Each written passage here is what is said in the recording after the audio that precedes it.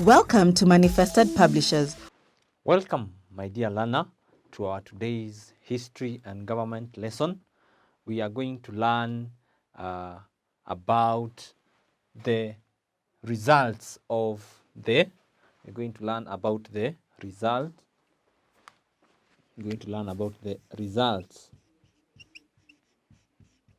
of the Ndebele resistance.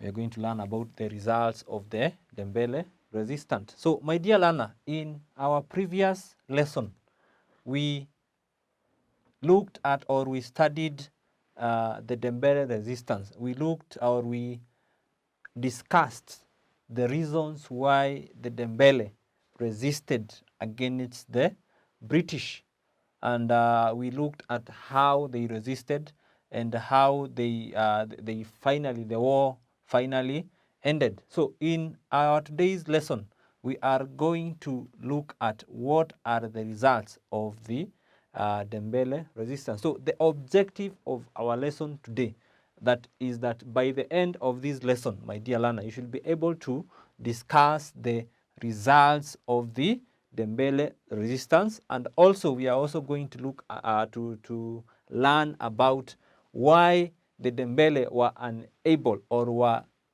defeated by the British. So let us start by looking at the results. And as when you talk of a result, what is a result? It is an outcome. It is a consequence. What comes after. So when you talk of the results of the Ndebele resistance, we are going to interrogate and ask ourselves, what were the consequences of the Ndebele people led by their leader Lobengula to fight or resist? In other words, you can say revolt against the British. What befell them, or what were the consequences of their actions of rebelling or fighting against the British? So, to start us off, my dear learner, the first result of the resistance, we can say there was land alienation. There was land alienation. The land that belonged to the Ndebele, the Matebele land, was taken for the British settlers to come and settle in. The land in which they were farming, the land on which they were living, was taken away. And also the Africans were confined. The Africans were confined into reserves. A reserve is a specific place or an area where the Africans were confined, a small land where most of the Africans could be brought to live, so that they could pave way to the fertile land to be used and to be invested upon by the British people. Let us look at the next result. The next result, there was disruption. There was disruption of economic activities. What was helping them? What they were doing to make sure that they are able to sustain their own livelihood was interfered with. Most of the time, or the time they spent fighting, they could not be able to continue with their economic activities. Even with the new rule, the British rule, their way of life was disrupted. They could no longer do their businesses as they wanted to. They could not invest as they wanted. They could not work normally because now their activities were managed and directed by the British people. That is about disruption of economic activities. So when the economic activities were disrupted, there was widespread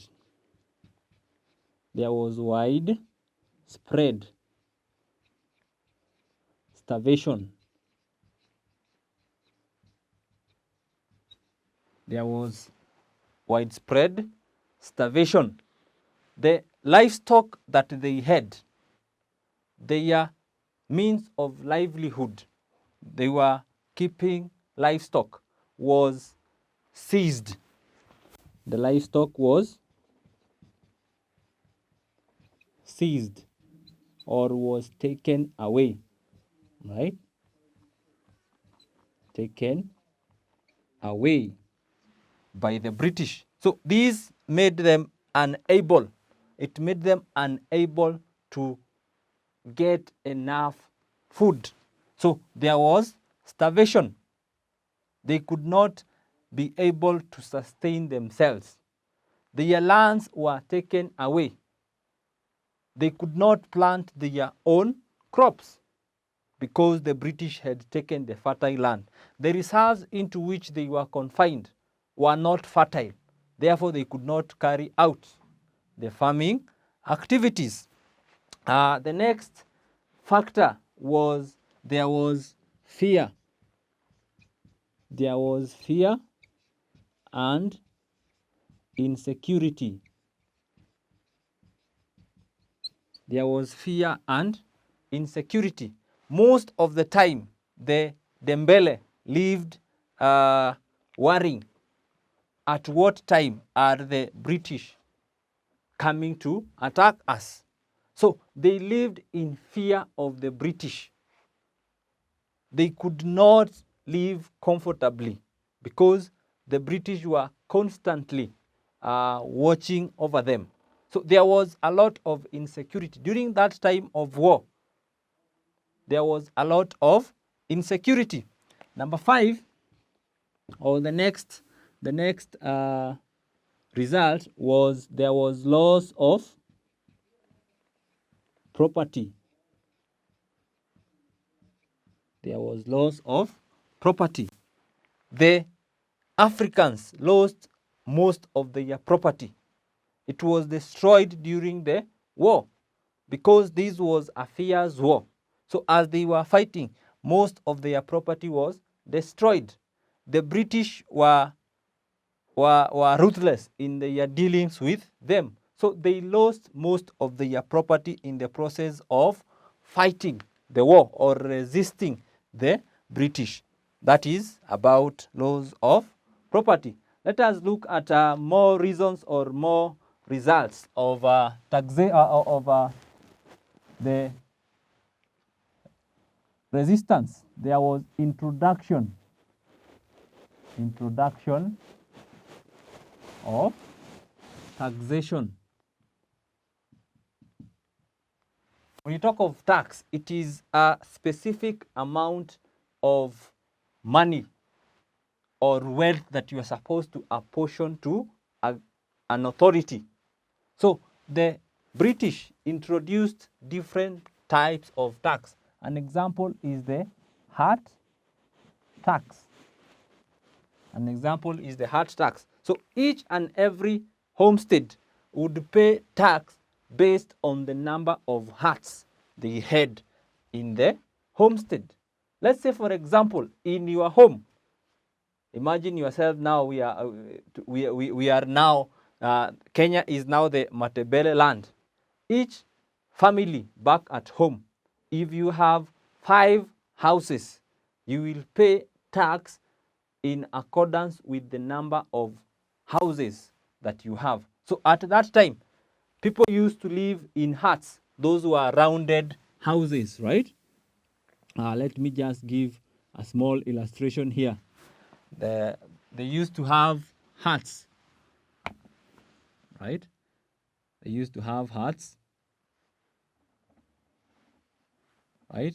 most of which were rounded. I'm sure you know what a hut is, right?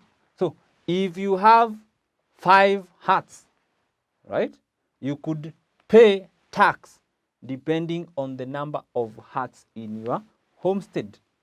So each and every homestead would pay taxes based on the number of huts. So the more the huts you had, the higher the amount of tax you had to pay. So these brought a lot of pain to them, because they, apart from them catering for their own needs, now they had to pay taxes to the British government. This was another result of them fighting or revolting against the British. So when the British exerted their rule upon them, they introduced taxation, because the British needed money to sustain the government. They needed money to sustain their operations. Remember, they were ruling through the British South African Company. So they needed money to pay for the expenses. So they introduced that tax. And then another result, they lost laws of independence. Laws of independence. The Ndebele people could not rule themselves. They could not partake their activities normally, because now their independence had been taken away. Now they were under the rule, the British. They were now under the British rule. That was now. The British were the ones deciding or making decisions for the people. And then there was loss of life. Loss of life. Many people died. Many people died. They were killed in the course of the war. Many people died. And then there was disruption. Another significant result was disruption. There was disruption of the monarchy. There was disruption of the monarchy, which was the system of government. They had a king, whom we discussed in our previous, or we mentioned in our previous lesson as Lobengula, right? Lobengula. He was the person who was uniting the society. So with the British, this system was destroyed immediately after Lobengula died, right? Remember, we said that marked the end of the resistance. The British took over, and now there was introduction of the caste system. So there was division, there was classes. There were classes. When you talk of a caste, is a class. There were classes in the society. People are now divided in classes. So the normal monarchical system of governance was destroyed, and now there was introduction of caste systems, all classes in the society. And then lastly, my dear learner, there was increased hostility. There was increased hostility with other communities. The communities that were around them, there were hostilities. They could not interact with them peacefully, because they did not join or help them to fight against the British. So they lived also in hostility with the rulers. The British, they did not, or they detested them. So there was a lot of hostility, a lot of pushing and pulling. So my dear learner, these are some of the results that resulted or were upon the people of Ndebele or the Matabele land, because of their resistance against the British rule. Now, let us briefly look at the reasons why they were defeated. We have looked at the results of the resistance, what happened after, what were the consequences. But now let us ask ourselves, why were they defeated? Let us look at the reasons for the defeat of the Ndebele.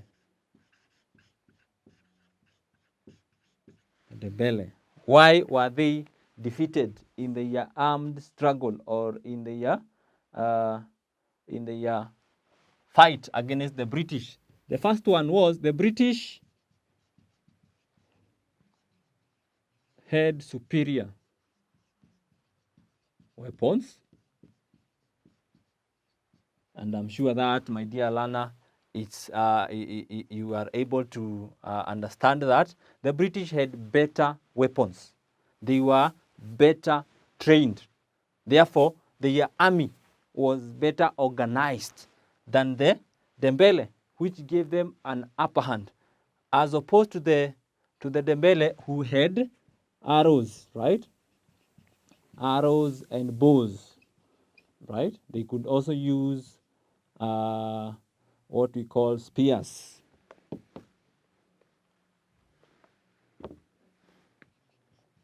Spears, right? While the British had guns, right? They had guns. These are the British. These are the Africans, which in this case we are talking of the Ndebele. So you can imagine somebody with a gun fighting against somebody who has a spear. They were no match to them. And then number two, there was outbreak. There was an outbreak of smallpox, which is a disease that killed most of them. So most of them died.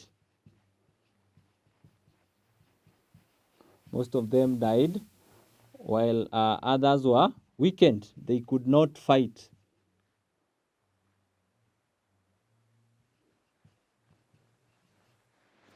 They could not fight against the British because now, because of this disease that is very deadly, they were unable to stand and fight. They were unable to mount an elaborate scheme after the British. So they were weakened.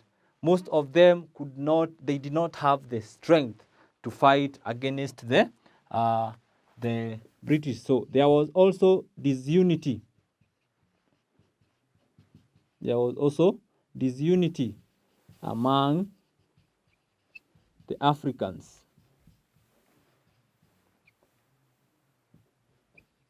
The Africans, which in this case, we are talking of the Ndebele. They were divided amongst themselves. Some decided to support the British, while others surrendered. So the resistance against the British could not be able to fight effectively against the Germans. Let us look at our second last reason why they failed. The British got reinforcement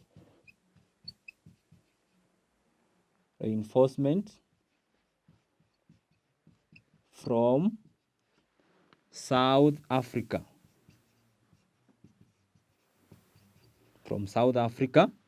So as the British were fighting, they could get more armies, they could get more weapons from South Africa. Yeah? And then lastly, the caste system worked against them. The caste system worked against the Ndebele. How? The people who are at the lowest caste, the lowest, the most poor in the society did not join into the war. So those at the lowest caste, the lowest ranked people, the lowest ranked people did not fight, did not engage in the resistance. So these weakened them. Instead of them fighting as a community, they were fighting as levels or as classes, and the lowest class did not or were not allowed to engage into the war. So those are some of the reasons why the Ndebele finally were defeated by the British. And now I would want to give you an assignment so that while you are studying and continuing with your studies, you are able to attempt and see your progress, see how much you are able to learn. So let me give you a revision question. Revision questions. Revision questions. Number 1, explain the reasons why the Ndebele were defeated